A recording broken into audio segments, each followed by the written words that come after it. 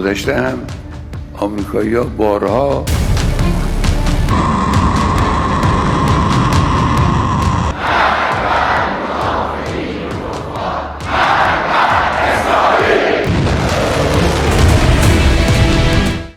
पूरी दुनिया के लिहाज से गले की नस अगर कोई कही जाए और कोई ये दावा करे कि वो गले की नस जिस वक्त चाहे काट सकता है, क्या कहेंगे आप? इसके अलावा अभी खुर्रम शहर 4 की दहशत खत्म नहीं हुई थी, लेकिन ईरान तो फिर एक नया डरावना एलिमेंट लेकर आ गया। क्या है वो एलिमेंट? इसके अलावा परमाणु हथियार पर, ईरान के परमाणु कार्यक्रम पर सबसे बड़ी ऑथेंटिक अपडेट इस वक्त हमारे पास है। कुछ देर में हम आपको वो भी बताएंगे। सीरिया से भी थोड़े बहुत अपडेट है, सीरिया के अपडेट की भी जानकारी लेंगे। साथ ही साथ अब जबकि चर्चा की मेज पर दो लोगों को बैठना है, तनाव कम करने की बात हो रही है, तो अचानक से ये क्यों हो रहा है कि अरागची जाकर परमाणु प्रसार वाली संस्था से जाकर मुलाकात कर रहे हैं? ये क्यों हो रहा है कि एक और बड़ा जो बेस है, युद्धपोत वाहक विमान है, चलता फिरता युद्ध शहर है लिंकन के बाद, वो रवाना किया जा रहा है? ये पेचीदगी क्या है, किस तरफ जा रही है, क्या रणनीति है? इन तमाम चीज़ों को डिकोड करेंगे। आपके साथ मैं हूं ललित प्रजापति, आनंद हमारे साथ बने हुए हैं। आनंद, सबसे पहले तो बैठक का अपडेट आप हमारे दर्शकों को देंगे। इसके अलावा एक बड़ी मुलाकात हुई है, वो बड़ी मुलाकात इस मायने में है, अरागची IAEA के जो हेड हैं उनसे उन्होंने मुलाकात की है। ये थोड़े अपडेट की बात कर ली जाए, फिर अगला। बिल्कुल, देखिए, तो पहले कल जो बैठक होने वाली है, जेनेवा में बैठक होगी ईरान और अमेरिका की, दूसरी चरण की बैठक, और इस बैठक में भी नेतृत्व जो होगा अमेरिका की तरफ से, जो प्रतिनिधिमंडल हैं वो स्टीव विटकॉफ होंगे, और इधर से ईरान की तरफ से होंगे अब्बास अरागची।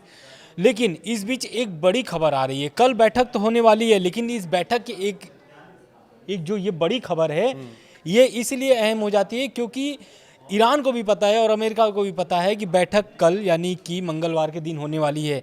तो अब क्या ऐसी ज़रूरत आन पड़ी कि ईरान को ये बड़ा फैसला लेना पड़ा है? दरअसल हुआ क्या है कि ईरान ने जो 1 और 2 फरवरी को नौसैनिक अभ्यास शुरू करने की बात कही थी, लेकिन ट्रंप के धमकी के बाद से उसको कैंसिल कर दिया जाता है। लेकिन अमेरिका के एक कदम और बढ़ने की वजह से, एक कदम इसलिए मैं बोल रहा हूँ क्योंकि एक जहाज़ वहाँ पर तैनात है अरब सागर में, USS अब्राहम लिंकन, लेकिन दूसरे जहाज भेजने की तैयारी में है अमेरिका। उसको लेकर के ईरान बहुत चिंतित है, और यही कारण है कि जो युद्धाभ्यास ईरान ने कैंसिल कर दिया था उसको फिर से पुनः चालू कर दिया है, और ये युद्ध अभ्यास जो है होर्मुज में ही हो रहा है। ये वही जगह पर है जहां पर आकर के अमेरिकी जहाज, जहां पर मतलब एक तरीके से अपना वहां पर अड्डा जमाने वाले थे, लेकिन ऐसा होता नहीं है। कुछ गर्मा गर्मी का माहौल होता है, वापस लौटता है, फिर अरब सागर में जाकर के तैनात है। लेकिन ये जो ईरान ने अब कदम उठाया है, इसके साथ एक वीडियो जारी किया है, और इस वीडियो में भी दिखाया है कि USS अब्राहम लिंकन हो या फिर USS जेराल्ड आर फोर्ड, ये सब जहाज इस मिसाइल के आगे कमज़ोर पड़ जाएंगे, ऐसा ईरान का दावा है, और ईरान ने वीडियो में जारी करके बताया है। लेकिन ये जो नौसैनिक अभ्यास है, ये हॉर्मुज में होने वाली है, और यहाँ पर हो रही है, अभ्यास शुरू हो गई है, शुरू कर दिया है इन लोगों ने। IRGC की टीम है वहाँ पर, जो ईरान की सेना है वहाँ पर युद्ध अभ्यास कर रही है, और ये युद्ध अभ्यास में ऐसी खबरें भी सामने आ रही थी कि आने वाले समय में रूस और चाइना भी जुड़ सकते हैं, लेकिन अभी तक ऐसा कोई अपडेट नहीं है। लेकिन ईरान ने ये युद्ध अभ्यास जो है कि शुरू कर दिया है। इसके साथ जो है कि ईरान ने एक वीडियो जारी किया है। इस वीडियो में कादेर मिसाइल की जिक्र किया गया है, और कादेर मिसाइल को इसमें एक तरीके से लॉन्च करके ये दिखाया गया है कि अमेरिकी जहाज पर अगर ये हमला होता है, इस मिसाइल से हमला होता है, तो अमेरिकी जहाज जो है कि किस तरीके से धुआं हो जाएगा या फिर नष्ट हो जाएगा, बेकाम का हो जाएगा अमेरिकी जहाज, ऐसा मतलब उनका, ईरान का ये दावा है। बिल्कुल, 2 बड़ी बातें जो आनंद कही उसे समझ लीजिए। पहले, कितना स्मार्टली इसे नाम दिया गया है। जो IRGC की नेवी ड्रिल चल रही है होर्मुज में, मैंने जिस गले का जिक्र किया था वो होर्मुज ही है। पूरी दुनिया का 26 से 30% तेल का कारोबार इसी पर टिका हुआ है, और एक जगह आकर ये इतना सकरा हो जाता है, ईरान जब चाहे वहां जैसे चाहे स्थितियों को पलट सकता है। हैरानी की बात देखिए कि 1980 में भी ऐसे हालात नहीं बने, वहां से पूरी तरह से जो ट्रांसपोर्टेशन है वो नहीं रुका, लेकिन आज स्थितियां ये हैं कि तनाव की बातों के बीच, शांति की बैठक के बीच वहां पर एक नेवी ड्रिल शुरू कर दी जाती है। ये होर्मुज, जो आनंद ने जानकारी दी है, और नाम कितना अच्छा दिया है, smart control of Hormuz strait. हर बार यही ईरान धमकी देता है कि हम यहां पर कंट्रोल कर लेंगे तो सबको दिक्कत हो जाएगी। यही वो गला है जिसका मैंने जिक्र किया था, दुनिया का गला। दूसरी महत्वपूर्ण बात, कादेर मिसाइल, खुर्रमशहर 4 का हमने जिक्र किया। आप तमाम ईरान से जुड़े हुए जितने भी आप एक्सप्लेनर आज की डेट में देख रहे हैं, उसमें खुर्रमशहर 4 की बात आ रही है, लेकिन सबसे लेटेस्ट हम आपको बताएं, कादेर उससे ज्यादा कहीं घातक है। और बाकायदा इसका वीडियो जारी करके ईरान ये भी चेता रहा है कि बातचीत की टेबल पर अगर आप सकारात्मक बातचीत के साथ, सकारात्मक पॉइंट के साथ आ रहे हैं तब तो ठीक है, लेकिन अगर आपके इरादे कुछ और हैं, इजराइल के साथ मिलकर कोई शरारत की आप सोच रहे हैं, तब ईरान चुप नहीं बैठेगा।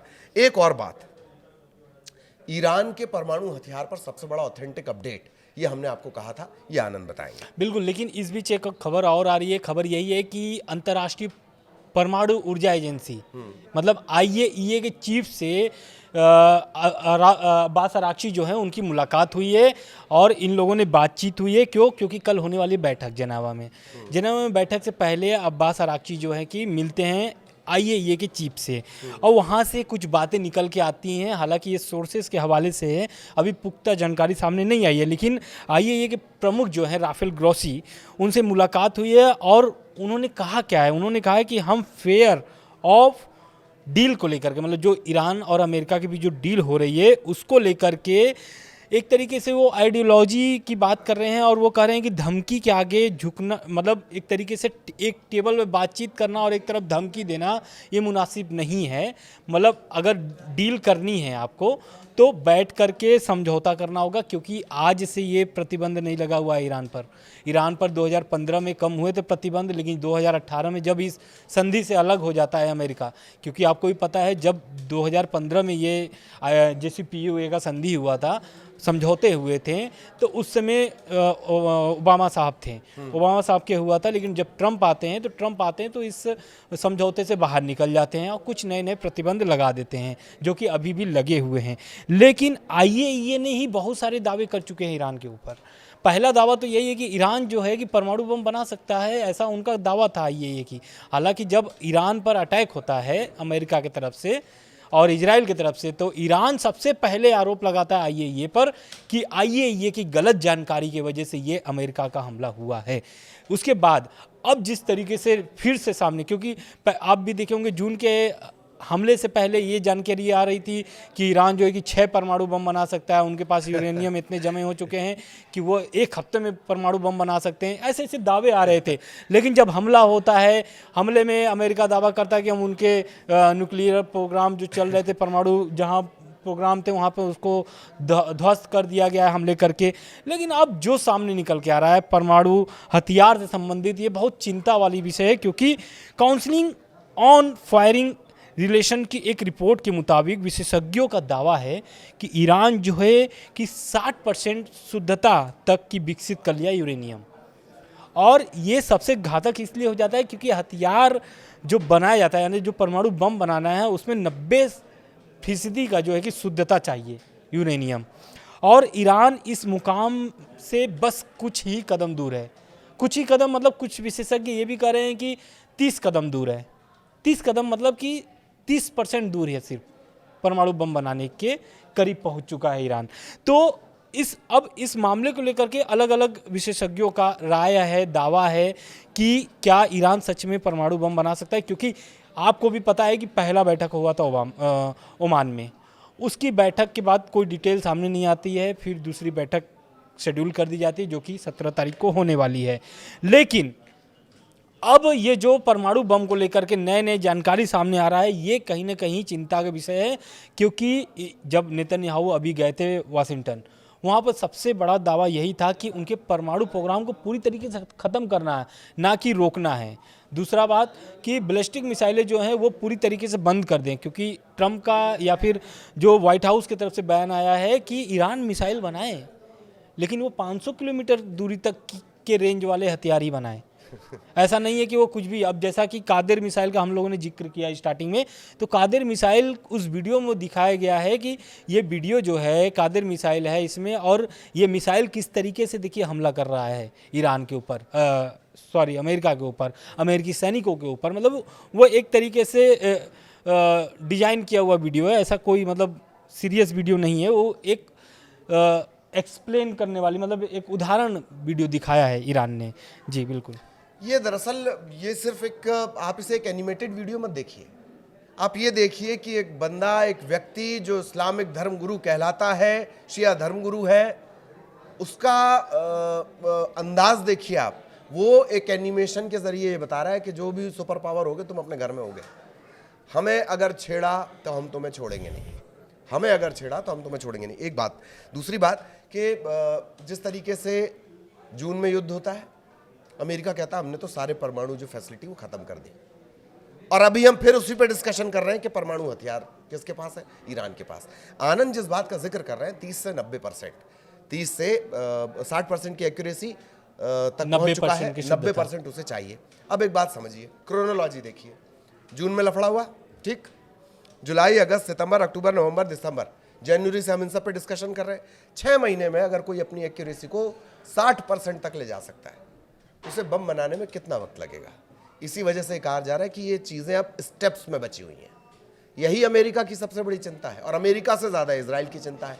दूसरा, मैं चाहूँगा आनंद, मिसाइलों को लेकर आप थोड़ा और डिटेल में बताएं, लेकिन मैं मिसाइलों के कार्यक्रम से पहले एक बात बता दूं, ये कमाल का मजाक है दुनिया की सबसे बड़ी ताकत का। उन्हें एक काम करो ललित, एक ऐसी मिसाइल बना लो कि तुम आनंद पे फेंको, आनंद तुम पे फेंको। खेल चल रहा है, देश, हर देश को अपने आप को बचाने का अधिकार है। मिसाइल प्रोग्राम के बारे में बिल्कुल, देखिए पहला तो यही है कि विशेषज्ञ जो दावा कर रहे हैं कि अगर ईरान चाहे तो वो कुछ ही हफ्तों में परमाणु हथियार जो है कि मतलब जो जरूरतें संसाधन यानी जो सामान चाहिए ईरान को परमाणु बम बनाने के लिए, तो वो 1 हफ्ते में उसको तैयार कर सकता है। मतलब रॉ मटेरियल वो जुटा करके उसको फिर स्टार्ट कर सकता है, उसकी प्रोसेस स्टार्ट कर सकता है, ऐसा विशेषज्ञों का दावा है। उस रिपोर्ट के बाद अब ये सामने आ रहा है कि जो 2025 में जून में हमला हुआ था अमेरिका का, उसके बावजूद ईरान जो है अपनी ज़मीन के नीचे फिर से निर्माण कार्य शुरू कर दिया है। ये निर्माण कार्य वही है जैसा कि आपने मिसाइल सिटी देखा होगा। मिसाइल सिटी जो है वो 500 मीटर अंदर, ज़मीन के 500 मीटर अंदर निर्माण किया गया है, गहरे 500 मीटर अंदर में। तो ये बहुत, ईरान जो है कि आप शुरू से आप देखिए ईरान किस तरीके से काम कर रहा है, हर एक धमकियों वाले बयान के बीच नए नए कदम उठा रहा है, नए नए वीडियो जारी कर रहा है कि देखो आपको कैसे हम तबाह कर सकते हैं, आपके सैनिकों को कैसे मतलब कि मार सकते हैं। इस तरीके का ईरान की तरफ से लगातार दावा आ रहा है। लेकिन अब जो ईरान का ये मिसाइल प्रोग्राम है, सबसे चिंता का विषय इजराइल का इस वक्त सबसे ज़्यादा चिंता का विषय है, क्योंकि ईरान के पास कुछ ऐसे बैलिस्टिक मिसाइल है, वो चाहे तो इजराइल के साथ साथ बल्कि पूरे यूरोप के हिस्से को बर्बाद करने में उसको सक्षम है। मतलब वो मिसाइल जो है, अगर वो मिसाइल छोड़ते हैं ईरान से, तो वो पूरे यूरोप को भी अपने कब्जे में ले सकता है। तो ये कहीं ना कहीं इजराइल का यही चिंता है कि पहले इसके बैलिस्टिक मिसाइलों को रद्द कर दिया जाए, पूरी तरीके से बंद कर दिया जाए। प्रॉक्सियों को शुरू से जो मदद की बात हो रही थी वो अभी तक बंद है, आपको भी पता है। लेकिन अब ये 2 मुद्दों से लेकर के अब्बास अराक्ची जो है कि वो मुकर क्या रहे हैं, वो शुरू से बोल रहे हैं कि इस डील में सिर्फ परमाणु की बात होगी, परमाणु बम पर बात होगी, परमाणु प्रोग्राम पर बात होगी। हम इन 2 मुद्दों पर बातचीत करने के लिए तैयार नहीं हैं और ना आप इस पर बातचीत करना चाहते हैं। पहला है बैलिस्टिक मिसाइल प्रोग्राम जो वो अपना चलाते हैं, क्योंकि सेल्फ ऑफ डिफेंस, किसी भी कंट्री का सेल्फ ऑफ डिफेंस बनाने के लिए वो अपना मिसाइल का प्रयोग करते हैं ईरान। तो ये कहीं ना कहीं ईरान जो है अपने मिसाइल प्रोग्राम को वो समझ रहा है कि कितना ताकतवर है, क्योंकि आपको भी पता है कि रूस यूक्रेन के युद्ध में भी मिसाइल जो है कि पाए गए थे इसके ईरान के। तो कहीं ना कहीं ईरान ये जानता है कि हमारा इस वक्त सबसे ताकतवर अगर कोई हथियार है तो वो है मिसाइल। बिल्कुल, सबसे ताकतवर हथियार जो है वो मिसाइल है। और इसके अलावा हम सीरिया को लेकर भी एक अपडेट लेंगे, लेकिन इस बात को समझ लीजिए कि किस तरीके से ये काम किया गया है 6 महीने में रफ्तार पर। अगर कोई मिसाइल 5000 किलोमीटर की रफ्तार से चल रही है, खामनेई ने उसे 10,000 करवाया। अगर कोई 100 किलोमीटर तक मार कर सक रही है, खामनेई ने कहा कि इसे 1000 किलोमीटर तक करिए। यही दरअसल अमेरिका का सबसे बड़ा डर है, और वही डर उसे रोके हुए एक और डर भी है। आपने एक लंबा चौड़ा पीस बोर्ड बना रखा है, उसमें ज़्यादातर जो कंट्री हैं वो अरब कंट्रीज़ हैं। अरब कंट्रीज साफ कह चुकी हैं कि हम अपनी ज़मीन का इस्तेमाल होने नहीं देंगे। इस दशा में अगर आप ईरान पर चढ़ने की कोशिश करेंगे तो वो जो भारी भरकम बजट दिया जा रहा है, वो जो जिस पर बैठकर यूएन से मुकाबला करने की ट्रम्प सोच रहे हैं, वो स्वप्न एकदम धराशायी हो जाएगा। यही वजह है कि इजराइल से कहा जा रहा है कि थोड़ी ठंड रख भाई, और या तो फिर कोई ऐसा बहाना इजराइल क्रिएट कर दे, मोसाद को बोले कि ईरान से बैठकर कहीं बम फेंक दो, प्रॉक्सी जिसे आप कहते हैं, फेक जिसे आप कहते हैं, तब अमेरिका को वो कोई बहाना मिल पाएगा। लेकिन अभी उसमें कितना वक्त है, इसके लिए थोड़ा इंतजार। अपने प्रॉक्सियों को भी मजबूत करना पड़ेगा। दूसरी ओर कि उनकी जो अभी बातचीत है, क्योंकि अब देखिए कल पता चलेगा, 24 घंटे बाद पता चलेगा कि ये जो बैठक हुई है, इस बैठक के बाद क्या परिणाम निकल के आता है। हालांकि जेडी वेंस की तरफ से जो बयान निकल के सामने आ रहा है वो ये निकल के आ रहा है कि ये जो डील है ईरान से करना बहुत ही मुश्किल है, क्योंकि इसके पहले भी कई चरणों में बातचीत हो चुकी है। अटैक के पहले, जून से पहले, वो भी बातचीत असफल रही है, और ये भी बातचीत असफल रहेगी। उनकी ऐसी आकलन कह लीजिए, वो जेडी वेंस का ये आकलन है, इस तरीके से वो आकलन कर रहे हैं कि ये जो बैठक हो रही है, ये बैठक सफल नहीं हो सकती है, ऐसा उनका कहना है। बिल्कुल बिल्कुल। और बैठक होते रहना, शांति की चर्चा होते रहना, और उस बीच अचानक से हमला कर देना, इसमें सिद्धहस्त है अमेरिका। वेनेजुएला से चर्चा हो रही थी, अचानक हमला हो जाता है। जून में ईरान से चर्चा हो रही थी, अचानक से हमला हो जाता है। अभी फिर चर्चा हो रही है और फिर ये बात कही जा रही है। ईरान लेकिन इसे बखूबी समझता है। आज जिन पॉइंट्स पर हमने चर्चा की, दुनिया के गले की नस जिसे हमने कहा होर्मुज, कतई कोई ये नहीं कह सकता कि अगर होर्मुज बंद हो जाएगा तो उसका असर उस पर नहीं पड़ेगा। पूरी दुनिया पर होर्मुज का असर पड़ेगा। इसके अलावा खुर्रम शहर के अलावा कादेर अब आ गई है, जो अमेरिका का दूसरा बड़ा डर है। परमाणु हथियारों को लेकर सबसे ऑथेंटिक अपडेट जान लीजिए, 60% एक्यूरेसी तक पहुंच चुका है। सिर्फ 30% की और ज़रूरत है, और उसके बाद धड़ाम ईरान परमाणु शक्ति संपन्न हो जाएगा। सीरिया, आनंद जो डिकोड कर रहे थे, दरअसल बार बार आपने अराक्ची की या किसी ईरान की बातों में जिक्र सुना होगा, रीजनल कॉन्फ्लिक्ट।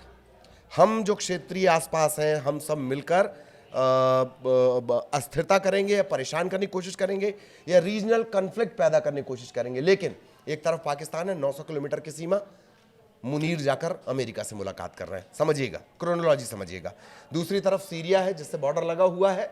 सीरिया अब पूरी तरह अमेरिका के कब्जे में है, ये बात ईरान भी समझ रहा है। इसी तरीके से आसान लैंग्वेज बिल्कुल। लेकिन देखिए एक बात और इसमें जोड़ना चाहते हैं, क्योंकि खामनेई साहब और अब्बास अराक्ची साहब ये साफ बोल दिए कि हमें परमाणु बम नहीं चाहिए, परमाणु बम इस्लाम के लिए हराम है, उन्होंने साफ बोल दिया है।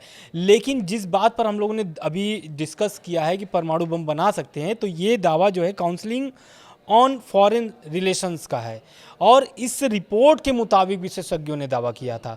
तो ईरान अभी भी नहीं चाहता है कि वो परमाणु बम बनाए। हाँ, लेकिन कई मंत्रियों ने उनके दावा कर दिए हैं कि वो अगर मजबूर करेंगे तो हम लोग के पास बनाने के लिए हम लोग सक्षम हैं और बना भी सकते हैं। हालांकि खामनेई साहब साफ साफ बोल दिए हैं कि ईरान को परमाणु बम की ज़रूरत नहीं है, ईरान को ज़रूरत है तो ईरान की जनता की एकता। क्योंकि जिस तरीके से वहाँ पर प्रदर्शन हुआ है, प्रदर्शन में लगभग 6,000 से 7,000 लोगों की मौत हो चुकी है। अभी हिरासत में करीब 20 से 25,000 लोग हिरासत में हैं, और उस हिरासत में लिए गए लोगों से भी अब्बास अराक्ची बात करने के लिए तैयार हैं। और मसूद पेजेस्कियान ने तो साफ बोल दिया है कि हम बातचीत करने के लिए तैयार हैं, लेकिन आपको ये देना पड़ेगा, जिस तरीके से आपने हिंसक प्रदर्शन किया, मस्जिदों में आग लगाई, इसका आपको जवाबदेही होगी, और आप इसका जवाब दीजिए, क्योंकि ये देश का नुकसान आप लोगों ने किया है। और बातचीत करने के लिए हम लोग तैयार हैं। सरकार आपसे तालमेल बैठा करके आगे चल के इस सरकार को और मजबूत बनाएगी, ऐसा मसूद पेजेस्कियान का कहना है।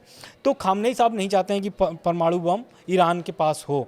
हाँ, लेकिन अब जिस तरीके से दावा आ रहा है काउंसलिंग ऑन फॉरेन रिलेशंस का, तो ये फॉरेन रिलेशन जो है ये रिपोर्ट जारी की है, और ये रिपोर्ट IAEA की कहीं, क्योंकि आपको भी पता है कि ये जितने भी प्लांट्स हैं, न्यूक्लियर प्लांट्स हैं ईरान के, वहाँ पर IAEA के मौजूदगी है।